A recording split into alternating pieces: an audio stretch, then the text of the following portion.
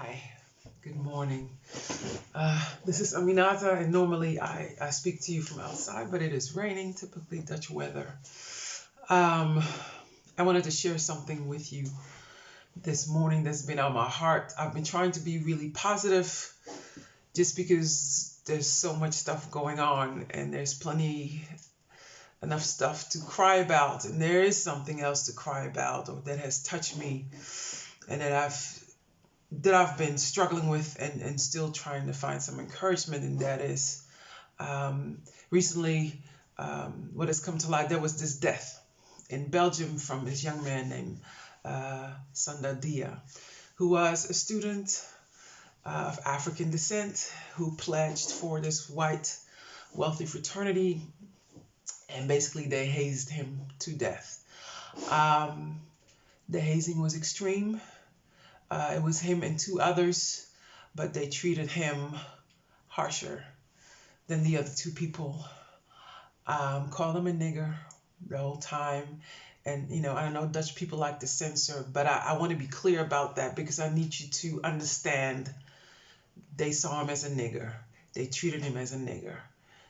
And because of that, he died. And I've heard people's, I've read a little bit.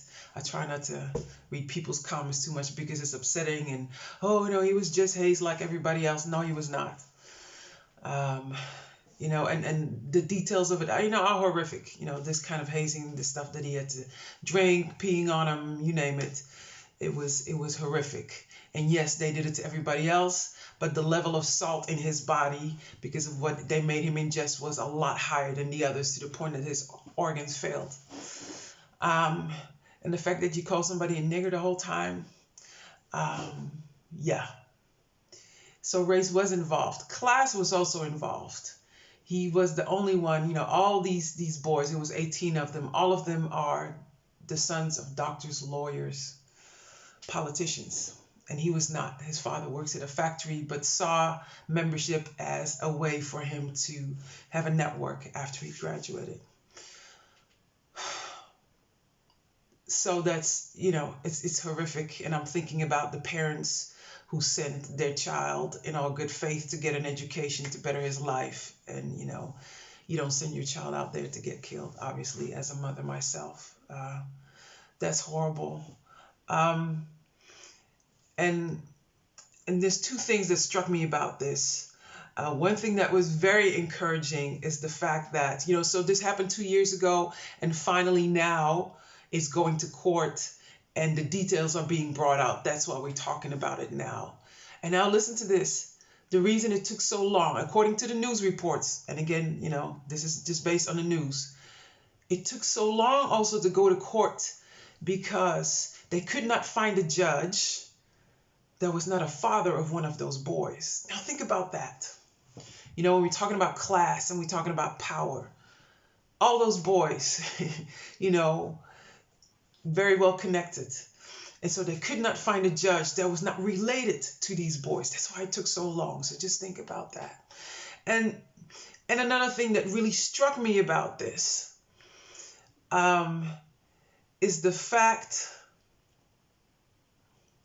what really struck me, about this, they took, they tortured these boys, and he was obviously ill, and they left him laying there for at least an hour until finally they're like, okay, we got to do something. Then they took him to the hospital, left him there. And then when he died, the first thing they did is they cleaned up everything, right? They cleaned up, erased all the trails of what they've done. They disbanded, removed themselves from social media. They went silent to protect themselves, obviously.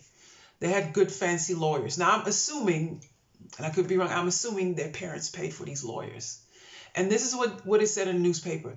They were going to write a letter of apology to the parents, and the lawyers told them not to. That right there, boy. Wow, man. That right there. And of course it's coming through. They were having fun, calling them all kinds of names. The torture, they had already announced, is going to be harsher than ever. So they had fun.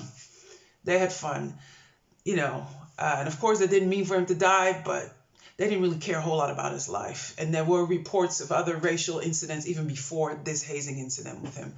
So, they didn't really care a whole lot. They want to protect themselves. Logical. Not nice, but logical. But that a letter of apology was going to be written. And the parents, through the lawyers, said, do not apologize. What does this say about parenting? What does this say about us as a community? These boys are the next politicians. These boys are the next lawyers. These boys are the next judges. And they have learned when you make a mistake as so grievous as to take somebody's life, you don't have to apologize. These are our future leaders. And this is what their parents want from them. That's a scary thought. I read this study once, this journal article about Sierra Leone, and they had one of those reconciliation courts, and what had happened during the war, these men had done these atrocious things, killed people, and they had to apologize. Truth. They had to tell the truth. And as they were sitting there, they were not contrite. How our men can do this. Yeah, I did it. So what? I mean, they didn't say that, but that was their attitude. But then when they had to get up, get in front of these people and go on their knees and beg for forgiveness, they shifted. Everything shifted, and they booed and cried and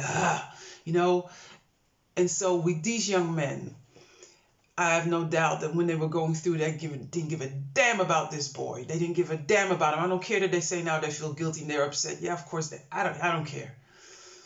But still making that apology would have shifted something, would have given me some hope, that some seed is planted, that some message would be given to them on a different visceral level that could help them. Now, they've done this act. They thought they could get away with it. The sanction they got from the schools that they had to write a paper. So initially I was like, apparently at this schools you have students and you have niggers, right? Because students you protect and students you help raise. But when it's about, when you look at your people as niggers, they can just die and whatever. So initially I was ready to rake this university over the coals, but I know some faculty there who are wonderful and brilliant. And I know I've met students from there who are wonderful and brilliant. So I was like, okay, breathe, don't go off.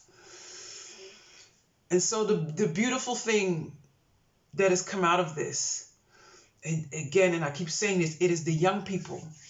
It's the young people who have come forward and said, that was our friend. And you are going to treat him fairly. They had a sit-in, 300 students came. Another day was another sit-in, I think 400 students came. They're like, we will not let this slide. We are waiting. We are patient, but you will do right by our friend. And so, and because of these students, the university is now saying, okay, we're going to look into this again, because maybe just writing a paper is not enough of a punishment for murdering somebody. And so I'm grateful for these young people. Like it's the young people that are holding us to the fire. It's the young people who are expecting us to step up.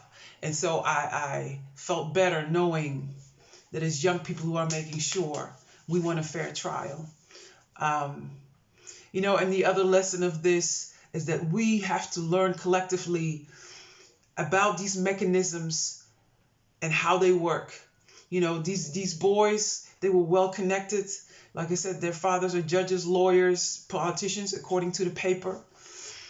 And look what happens. You can screw up. We all screw up. I mean, this is a major screw up. You can screw up. But the fact that the mechanism went into place to protect them, because we want to ensure that they have a good future. We don't want them to be bothered. And they don't have to apologize. They have parents. And this is how they raise their children. And these are our future leaders. So be aware. Learn, how are we as a community going to hold each other accountable? I'm not even worried about these boys. I would like to sit down with these parents. Those are the ones I would like to talk to, because this is not okay. If your child acts up, you pull them back in line. I know that's what I do with my sons. I know that's what my parents did for me. You scratch somebody's car, I know my mama would send you right back out there. So So think about, collectively, our goal is to change these mechanisms that maintain this idea that it's okay that some stories value less than others. This boy's life mattered less than others. Anybody who has a doubt that Black Lives Matter, I don't know what rock you've been laying under. But anyway, don't let me go off, because this is about encouragement. And so, number one, our students, our young people, I salute you in Leuven in Belgium. Thank you. Keep up the good work. And number two, be aware of these systems and mechanisms. Hold people accountable. Address them. We have to decide about what is acceptable and what is unacceptable for us as a community. And as parents, we got to do better. Yeah, our children mess up. Even our rich children do. And lovingly, we still have to keep them straight if we want to, Anyway, I've said enough.